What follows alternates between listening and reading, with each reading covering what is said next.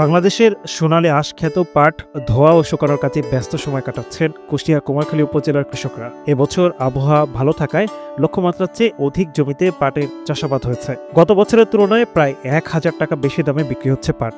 ফলে পাটের ফলন ও দামে হাসি ফুটেছে কৃষকের মুখে। আল্লাহ যা দেছে এই ভালো, ইনশাল্লাহ ভালোই হবে, দামও ভালো আছে। আল্লাহ 30 মন তো হবে। তো গত বছর হচ্ছে পাটে পানি টানির সমস্যা ছিল, এবার পানি টানির সমস্যা নাই, এবার পাটের ফলন ভালো হচ্ছে। 3 বিঘা পাট ছিল, তো মোটামুটি খরচ ওই 60,000 টাকা মতো খরচ আসছে। আর বিঘা প্রতি পাট 12 মন 10 মন এরকম ফলনে আসে, তাতেই 3 বিঘা 30 মন ধরা যায় আর কি। তা এখন বর্তমানে পাটের যে মূল্য, সে মূল্য হিসাবে কৃষকের একটু লাভ হচ্ছে। প্রতিদিন মনে করেন আপনি 30 জন 40 জন পাট ধই, আর নিম্নত মানের 20 মন 25 মন 30 মন প্রতিদিন ধই। গত বছর পাটের দাম কম ছিল, এবার পাটের দামটা ভালো, বৃষ্টিও পড়েছে আগেতে, এই জন্য এবার পাটের ফলন ভালো, দামও বেশি। 3600 চলছিল, এখন 3700 বাজার। এবছর বীজ, জমি চাষ, কীটনাশক, পরিচর্যা সহ বিঘা প্রতি পাট চাষে খরচ লেগেছে 20 থেকে 24,000 টাকা। আর প্রতি বিঘায় ফলন হয়েছে 8 থেকে 10 মন পাট।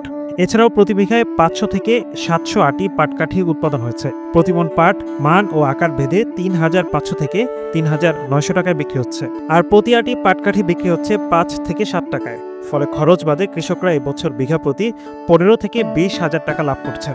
গত বছর 2500-2600 ছিল, এবার আছে একবারে 3500-3600, এবারে কৃষকের লাভ আছে। কয়দিন আগে গেছে 800 টাকা, এখন একটু দাম কম, 3600-3500। তাতেও হচ্ছে 1 বিঘা জমিতে 10 মন পাট হলে 35,000 টাকা। আর পাটকাঠি আছে, সেই সাথে হচ্ছে 500 আটি পাটকাঠি হলে তার দাম হচ্ছে 3,000-3500 টাকা। তাতে ওই প্রায় 16,000-17,000 15,000 টাকা এমন কৃষক লাভ। 3 বিঘা পাট আছে, ওই মন 27 হতে পারে না, লস আর যাবি না। আমার ধান 2 বিঘা হয়েছিল, 2 বিঘা 16 মন পাট হতে পারে। ভালো ফলনের পর ভালো দামে পাট বিক্রি হয় খুশি ব্যবসায়ীরাও। সারা বছর পাটের ন্যায্য মূল্যের দাবি কৃষক ও ব্যবসায়ীদের। আবহাওয়া ভালো, পাটের ফলনও ভালো, দামও ভালো।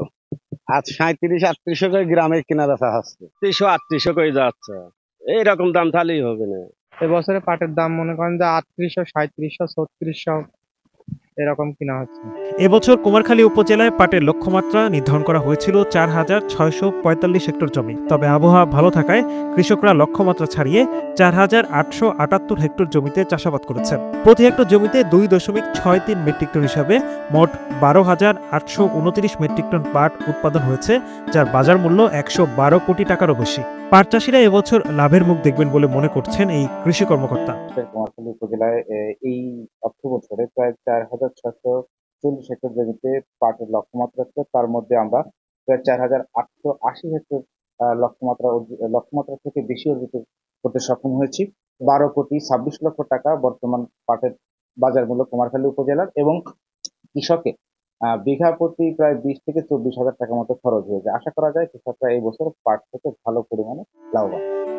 প্রশাসনের নিয়মিত বাজার মনিটরিং এর মাধ্যমে কৃষকরা সারা বছর পাটের ন্যায্য মূল্য পাবেন, এমনটাই প্রত্যাশা স্থানীয়দের।